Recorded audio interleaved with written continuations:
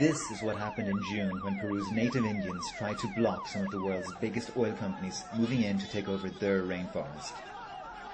They see it as a land grab without real consultation.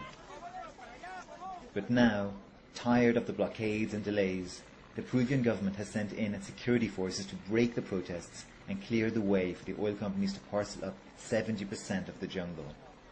The results? The most violent clash in the history of Peru's Amazon. The death toll is still unknown.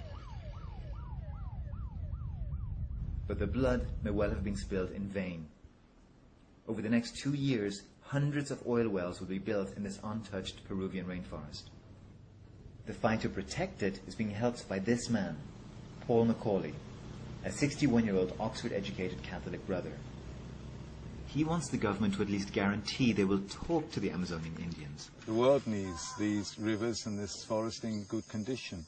And so it can't just open up to the market forces and say, well, there's petrol there, it's got to be got out at any price or at any cost.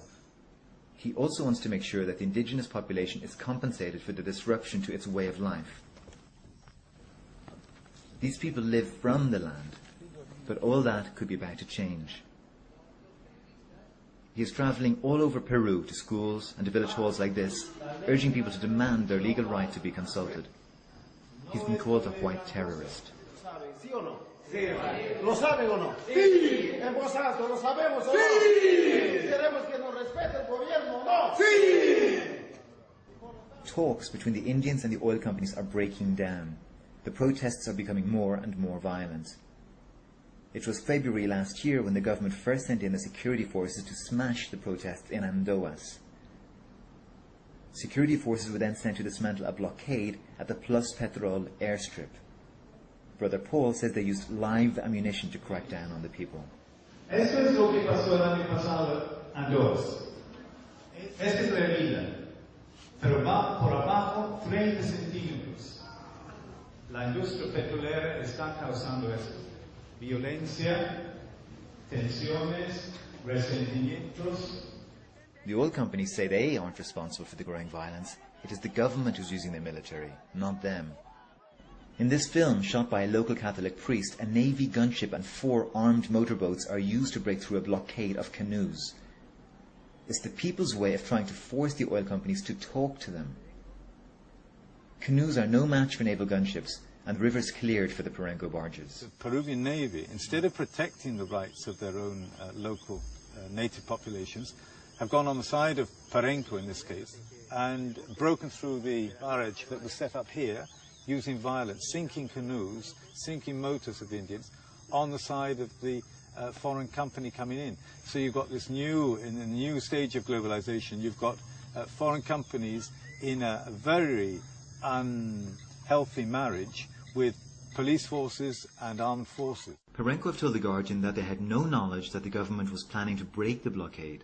In another clash, native Indians claim that the police actually tortured them inside an oil company compound. A 6, incluido el párroco de la iglesia católica, y les lleva a instalación de la Plus Petróleo, estropeándolo pues a ellos, maltratando físicamente.